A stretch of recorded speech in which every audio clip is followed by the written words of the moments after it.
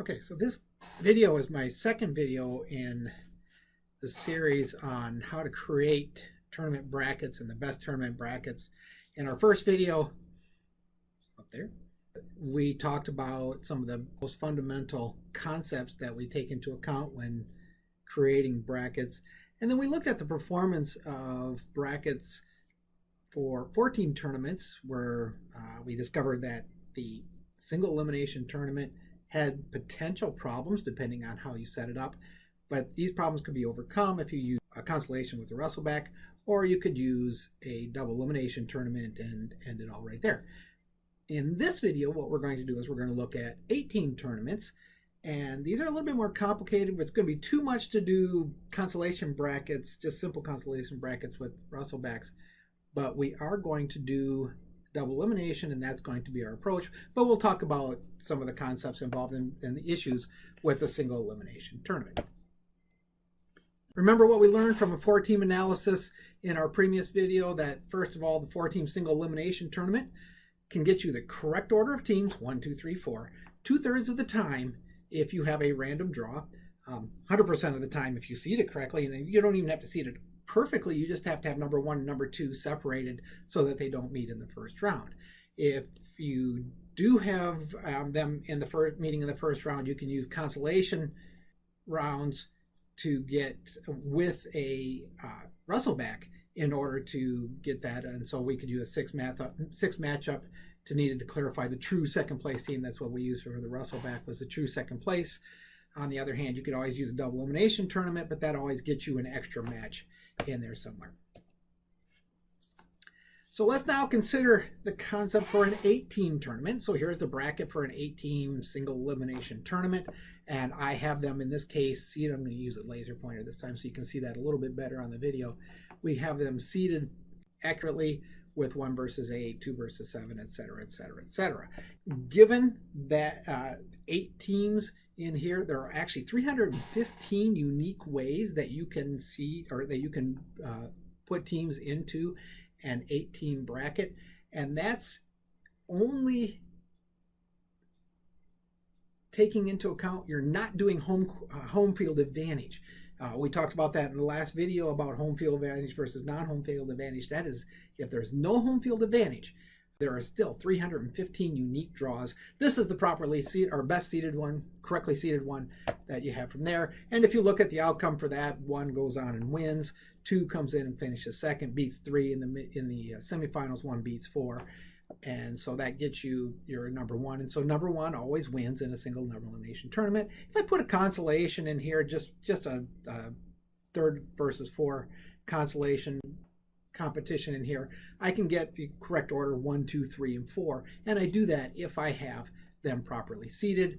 5, 6, 7, 8 all lose in the first round, and so I'm not going to do any more delineation of that. And so that means that 5, 6, 7, and 8 all finish 5 or below. And that's what we'd want. So this is what we would want to end up to have in an 8-team tournament. We want our top 4 teams to finish 1, 2, 3, and 4 and kick out the 5, 6, 7, 8.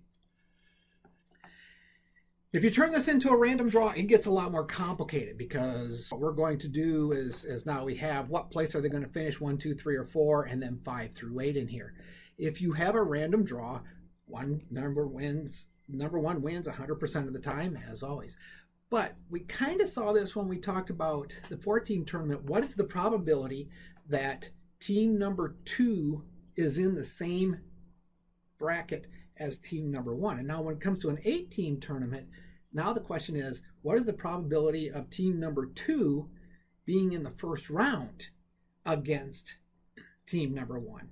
And you can solve this analytically. I'm sure there are ways to solve these things analytically, but I'm going to caveat this right now. These numbers that are on here are obtained from a simulation, and where I just put in random numbers into random positions and let the higher number win. And this is based on, I think, the outcome for 2,000 tournaments that I ran or something like that. So not a large number, but good enough because you can see what's happening here. And so if you think about a bracket, You have 8 teams in here. If I put number 1 here, what is the probability that number 2 goes up against them? It's 1 out of 7. So there's 7 more options in here. And so that's what you see here. This is only saying 13%, but it's actually more than 14% or whatever 1/7 is. So that is the probability that 2 is facing 1. And if 2 faces 1 in the opening round, 2 is going to end up in the 5 to 8 position. And that's what ends up happening. So 1/7 of the time, that's the way it goes. 2/7 of the time, the number 2 team is in the other bracket and they would meet in these semifinals. And so this is so they're going to finish 3rd place. If one beats 2 in the semifinals, that means 2 is going to finish 3rd, and that happens 2/7 of the time. And so that means that 4/7 of the time that you will find that the number 2 team finishes 2nd, because that means that they're in the opposite bracket from number 1. Now, remember when we went back to, we did this also analysis when we did a 4-team tournament, there was a 2/3 chance that number 2 was going to finish the number 2 team. Now that drops down to 4/7, and you can see what's going to happen here as you go into a bigger and bigger tournament. So if you go to a 32-team tournament, the probability that number 2 will be finishing 2nd in a random draw is going to be 16 over 31, and so it asymptotes down towards 50-50. You have a big enough tournament, it's almost 50% that number 1 and number 2 are going to be in the same bracket. This is a probability that number 2 finishes 2nd is 57% in an 8-team single elimination tournament. There's a 2/7 of the time it's going to finish 3rd. Never finishes 4th, because if it loses in the semifinal, it's always going to win. And then there's a 1/7 chance that that team is going to lose in the first round by that random draw. I can do the number 2 team in terms of the probability. The number 3 team gets a little bit harder to figure out and everything like that, but some of the numbers are pretty clear. So there is a 2/7 chance that the number 3 team finishes in the 2nd place position, so loses, makes it to the championship. This is a 3/7 chance that it finishes 3rd. And so it's most likely to finish 3rd, but it's 3/7, and then there's a 2/7 chance that it loses in the first round, because it could lose to either 1 or lose to either 2. Same thing with 4. 4 can lose to 1, 2, or 3 in the first round, so there's a 3/7 chance.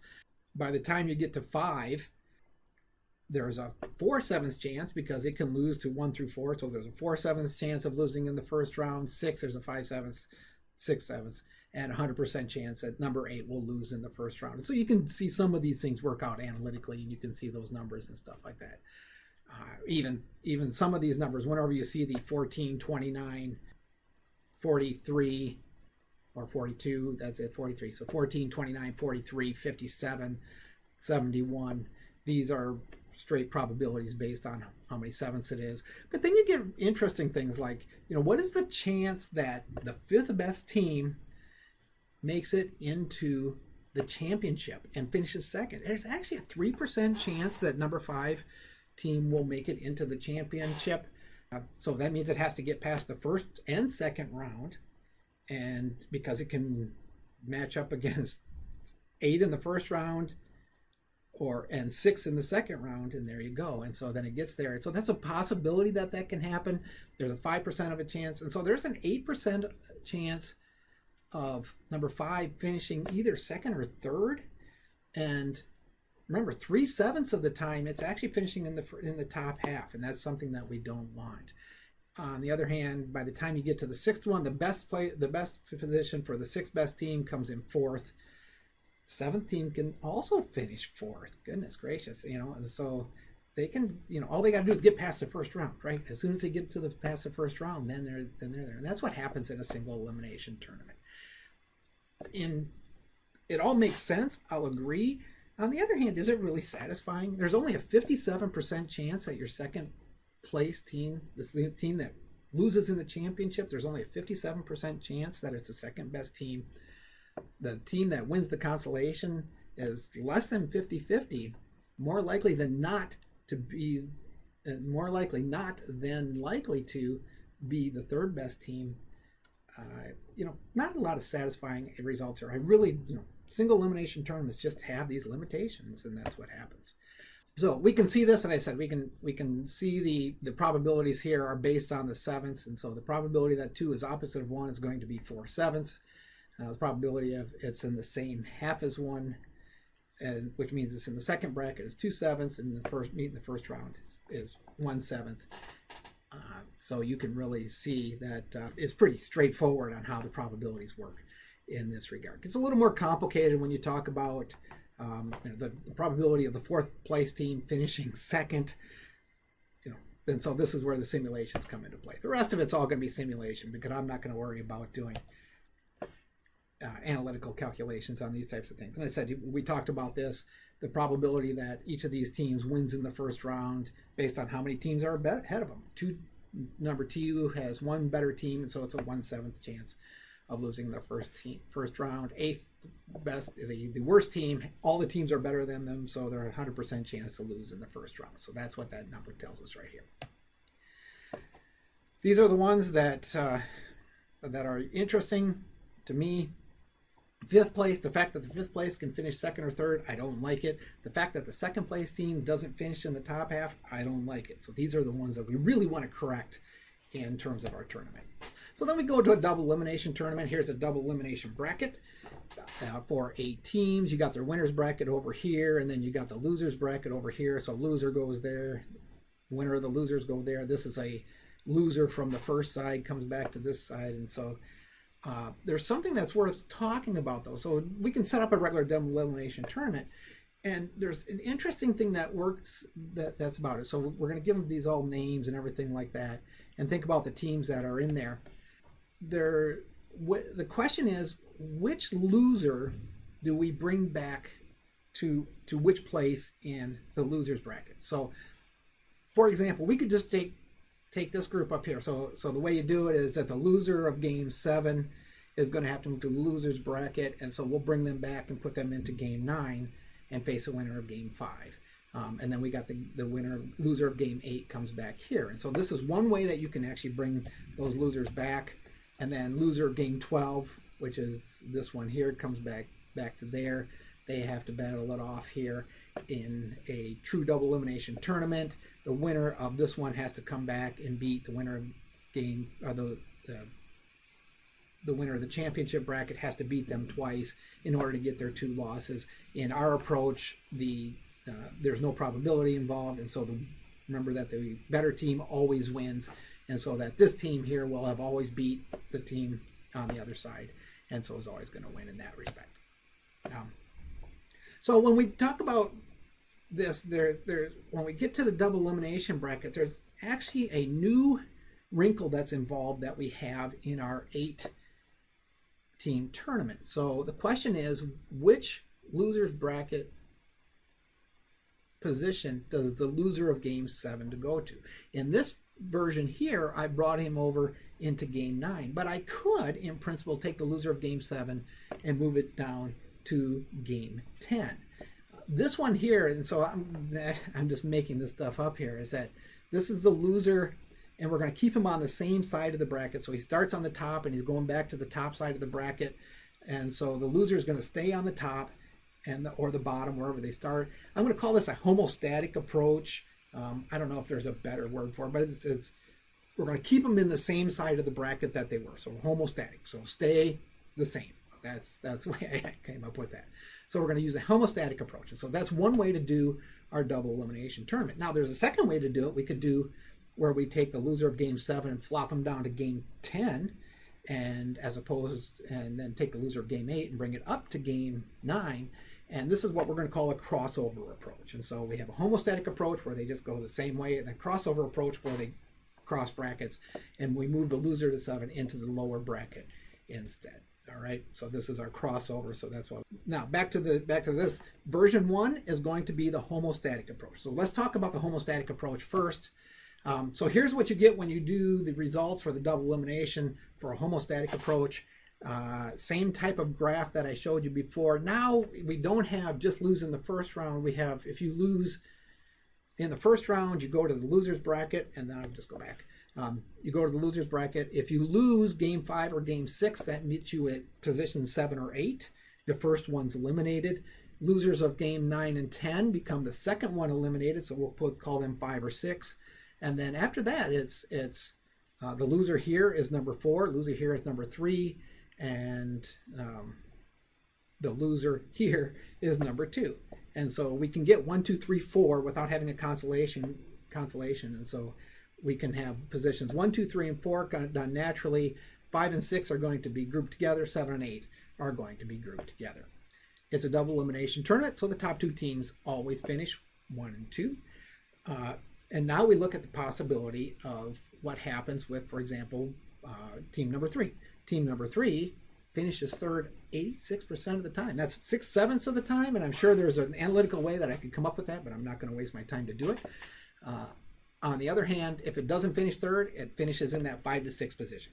And so it's going to always end up in 5 to 6, never ends up 7 to 8, and that's always a good thing. So it's not going to be one of the worst teams there, but there's a 6/7 chance that it is your number 3 team is going to be number 3. Number 4 is more likely than not the 4th best team, 53%. That's actually pretty good. But there is a chance for that number 4 team to pop up and finish third, and then there is even a minuscule chance that it could finish 7th and 8th. And so it could lose to number 1 in the first round and then lose to number 2 in the second round. And there's a chance of that happening. And so there's a 3% chance of number 4 finishing in that 7 to 8. So it's really bottoming out at that point. I don't think that's a correctable thing. That's really just has to based on the fact that you have 1, 2, 3, 4 in the brackets. And I think that's what that 3% means. It's the probability of having 1, 2, 3, 4 in the same bracket. Then 4 is going to end up losing out in the first round. Can finish by 5 or 6. That's really possible, but most likely to finish 4th. Number 5th position, number 5th and 6th are more likely than not to finish in the 5 and 6 position, and 7 and 8 are more likely than not to finish into the 7th and the 8th position. So it's working out pretty well in that regard. I really like it. And, compare that to the single elimination tournament. And boy, you've really cleaned a lot of stuff up here, right? So this is the 5 to 8. We've gotten rid of this. I don't know if we want to compare 5 and 6 of that, but we got from 29% down to 14% through. So we have the possibility of that. But look at the probability that number 3 comes in third goes way up, and we really like to see something like that. So we fixed a lot of those types of things. Now let's switch to number 2. Now number 2 is a crossover approach where we've taken from the top and we've switched that down to the bottom. So we've taken the loser at the top in the semifinals and brought them crossed over to the bottom bracket on the loser's bracket. And you can see some important changes in here that I really like that to happen at this point. So, still 100% first and second. Third place team, still 6 out of 7 times, so still 85%. But now what happens when it doesn't finish third in the homostatic approach, right? If you had 1, 2, 3, and 4, it was going to be eliminated. But now, when it gets eliminated in the semifinal, it bounces over to the 5, 6, 7, 8 bracket. And so you don't have that happening anymore. And so it doesn't end up going to 5 and 6. And so by using this crossover approach, what we have done is we have guaranteed, or we brought the third place team and we've taken them out of that 5 and 6 position and we moved them into the 4th position. Okay, so if we use a double elimination tournament with a crossover type of an approach, the third place team will finish either 3rd or 4th, which is better than 3rd and 5th. So we got an improvement there. The 4th place team is more likely to finish 4th than it was. Almost 2/3. Actually, it looks like 5/8 or something like that. And so it's even more likely to finish 4th than it was before. Less likely to finish 5th. Can't end that stupid that 3% one that you can't get them out of that 7th and 8th position because it's still 1, 2, 3, 4. I think is how that works. But yeah, so we've improved the chance that we brought the number 4 up, more likely to be in the 4 position. The 5 is more likely to be in the 5 position, 5 or 6, than it was before. Less likely to get over, finish too high, finish 4th, and ends up finish 5 or 6. The 6th, much more likely to finish 5th or 6th, or 5th or 6th, won't finish 4th anymore. So now we've taken the 6th, 7th, and 8th positions out of the top 4. So we know that our top 4, and this is really interesting, we know that our top 4 teams are in the top 5. So we've really improved it that way. We didn't have that up here. We had a 15% chance or 1/7 chance that the 4th place team could be the 6th best team, but now here the 4th place team is only could be the 5th best team. So we've really improved that in that way. Haven't made any real difference on the 7th or 8th, but that's okay because they don't make it into the second round, and so it doesn't matter whether they're going to be that crossover versus a homostatic approach isn't going to matter here. But this is really useful, so we can see there is a difference in the way that you set up this tournament. That you could use a homostatic approach, but that's really going to cause a problem for your 5th and 6th place teams, because they can, or your 3rd place team, because your 3rd place team could get at a disadvantage based on those initial matchups and get kicked down all the way down to 5th. And I don't want to do that. I don't want them to be 5th. I want them to be 3rd if I can. But if they can't be 3rd, let's make them 4th. And so the way to do this is do a crossover approach. And so that's what we're going to learn about this. Big difference there. Big difference there. The 6th place team no longer finishes 4th. The 3rd place team no longer finishes 5th or 6th. All right. So what are you going to do to get right? You can look at it, compare here. How likely these teams are to get where they need to be. The single elimination tournament, we saw these are the probability of being into those different positions. You can see that if we look at, do we get the 4th best team into the 4th best position? 1 out of 4th chance on a single elimination tournament. You got more than 50-50 chance on version 1, but if you use a crossover approach, it goes up to 5/8. 3rd best team, this is great. It's going to 6/7. This is a wonderful thing to be able to do. The 5th best team, we got to compare. If we're comparing 5th, 6th versus 5th through 8th, and that's what these end up telling you. The cool thing over here is that the 6th, 7th, and 8th best teams all finish in the bottom 4, and so they are always below, never finishing 4 or higher. So in the end, you can see there's a big difference between the single elimination and the double elimination, that's for sure. But of the double elimination tournaments, what we want to use is we want to use a crossover approach in order to best bring those outliers, get that 3rd place team up higher, or get the 6th place team down lower. So those are the ones that are going to be affected by that type of an approach. So the other thing we can do is we can look and see what the highest finish is for some of these silly ones. If you use a single elimination tournament, the 2nd best team can finish 2nd, but you can have the 5th best team can finish 2nd, and that's a getting to be not to the point where you want to be. The worse than average team finishing 2nd in your tournament. 6th and 7th can finish 4th place, but the 8th place is the only one that doesn't finish up that high. Compare that to a double elimination tournament, and you can see that now 1st and 2nd are always going to be 1st and 2nd, so nobody else can finish higher than 3rd, and so you've already got an improvement there. But the big difference here is on this 6th place finish is that in the homostatic approach, the 6th best team could finish as high as 4th, but in the crossover approach, the 6th best team is going to be in that 5 to 6 group at some point. Could finish 5th, but depending on who else is there, but is not going to be up in the top 4 and getting a trophy. All right. So those are the types of things. We got to look at the lowest finish. How low can they go? This is the other end. 2nd place team in a single elimination tournament, anybody can lose the 1st round but the best team, so that's for sure. 1st and 2nd places teams always win in the double elimination tournament, so they're never going to get lower than 2nd. And here the 3rd place team will never get lower than 4, whereas in a homostatic approach, the 3rd best team could end up in your 5 to 6 matchup and end up in a 5th position.